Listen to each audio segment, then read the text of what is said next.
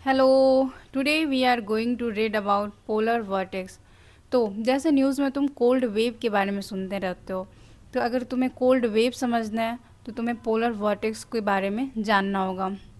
तो polar vertex की अगर डिफिनीशन की बात करें तो ये होता है एक्सट्रीमली कोल्ड एयर मास। और अगर इसकी लोकेशन की बात करें तो ये कहाँ बनता है? अपर ट्रोपोस्फेयर मतलब स्ट्रेटोस्फेयर में। स्ट्रेटोस्फेयर में ऑलवेज रिमेंबर इसका लोकेशन। तो ये कैसे बनता है?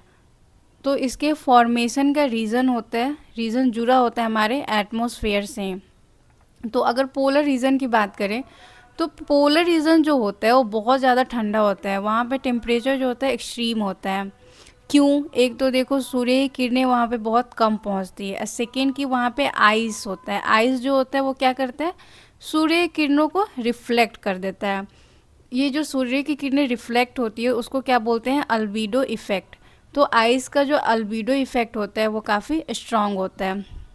तो हमने देखा कि यहाँ पे टेम्परेचर तो भाई बहुत कम है, तो यहाँ पे एयर क्या होगा? कोल्ड। तो कोल्ड एयर का नेचर क्या होता है? वो नीचे की ओर सिंक होती है, ऊपर नहीं नीचे की ओर सिंक होती है। और वार्म एयर में हमने क्या पढ़ा था? वार्म एयर जो होता है वो राइज होता है। तो यहाँ पे क्या है? एयर बहुत ज़्यादा ठंडा है तो एयर यहाँ पे नीचे की ओर शिफ्ट होता है, नीचे की ओर सिंक होता है। तो अब ये जब एयर नीचे की ओर सिंक हो जाता है तो ऊपर जो होता है हमारा बनता है लो प्रेशर एरिया। तो लो प्रेशर एरिया जब बनता है तो यहाँ पे क्या क्रिएट हो गया? वैक्यूम। ये अब हम बात करें अपर ट्रोपोस्फेयर की, तो अपर ट्रोपोस्फेयर पे बन गया लो प्रेशर।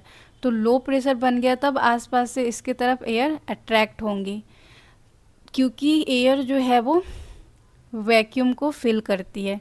तो अब एयर हाई प्रेशर से लो प्रेशर की ओर बहना स्टार्ट हो जाएगी। तो अब आता है कोरियोलिस फोर्स। कोरियोलिस फोर्स क्या करता है? हवाओं को सीधे नहीं जाने देता, उनको मोड़ देता है।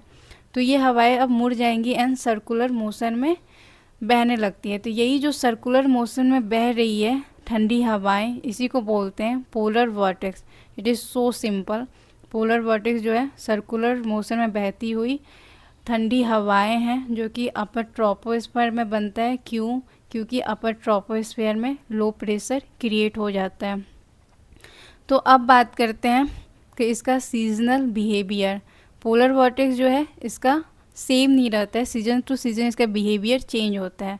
तो विंटर सीजन में जो है पोलर वर्टेक्स बहुत ज़्यादा स्ट्रांग होता है। ठीक है, याद रखना विंटर में पोलर वर्टेक्स स्ट्रांग। अब स्ट्रांग क्यों होता है? क्योंकि जो सन है वो कहाँ शिफ्ट हो जाता है? ट्रॉपिक ऑफ कैप्रिकॉन पे शिफ्ट हो जाता है। तो अब तो यहाँ पे सूर्य की किरणें और कम पहुँचती है, इसलिए टेम्परेचर डिफरेंस जो होता है वो बहुत ज़्यादा हाई हो जाता है, जिसके कारण विंटर में पोलर वर्टेक्स स्ट्रांग हो जाता है। और समर में क्या होता है?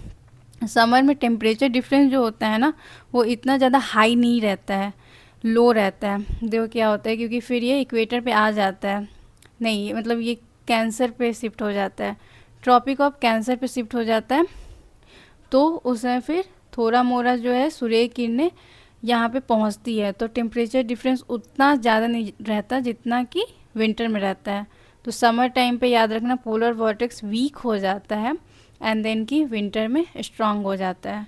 तो ये तो हमने देख लिया इसका बिहेवियर एंड देन की ये कैसे बनता है और ये होता क्या है और कहाँ इसका लोकेशन है। ठीक है, अब हमें देखना है कि कोल्ड वेव का ये रीज़न कैसे है। तो अब देखो ये जो अपर ट्रोपोस्फेयर पे हमारा बन गया स्ट्रॉन्ग पोलर वर्टेक्स।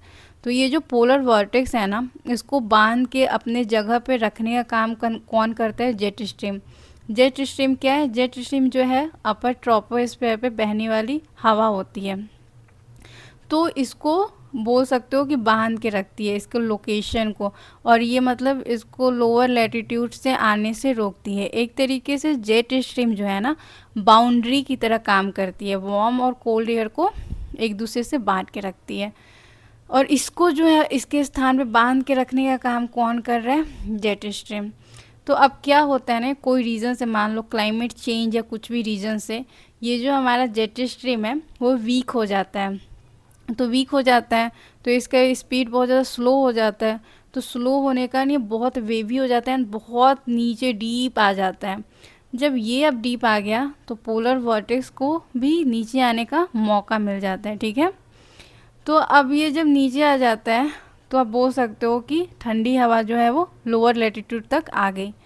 तो इससे क्या होता है कि जो हमारा लोअर लैटिट्यूड है वहाँ का टेम्परेचर अचानक से कम हो जाता है और कभी कभी स्नोफॉल भी हो जाता है। तो उसी को हम बोलते हैं कोल्ड वेव। जो टेम्परेचर बहुत ज़्यादा कम हो गया उसी को बोलते हैं हम कोल्ड वेव। तो यही था कोल्ड वेव। एंड देन कि हमने देखा कि पोलर वॉर्टेक्स कैसे रिस्पॉन्सिबल है उसके लिए। एंड देन कि जेट स्ट्रीम जो वीक हो जाता है तो वो काफ़ी नीचे तक आ जाता है और अपने साथ लाता है बहुत ज़्यादा ठंडी हवाएं। अब देखते हैं कि ये पोलर वॉर्टेक्स और कैसे कैसे इम्पैक्ट करता है।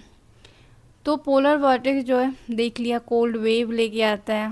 And then prolonged winter, snowfall जैसे रीज़न क्रिएट हो जाते हैं। तो अगर स्नोफॉल होगा और बहुत ज़्यादा ठंडा होगा तो एग्रीकल्चर को भी इम्पैक्ट करेगा, क्रॉप डैमेज होगा, एनर्जी डिमांड बढ़ेगा और हेल्थ का तो पता ही है, हेल्थ पे इम्पैक्ट करेगा। फिर आता है हमारा ओजोन डिप्लेशन। तो ये डायरेक्टली तो रिस्पॉन्सिबल नहीं होता है बट ये फेवरेबल कंडीशन क्रिएट करता है। क्रिएट होने के लिए किसको पोलर स्ट्रोस्फेरिक क्लाउड के बारे में हम सुनते हैं।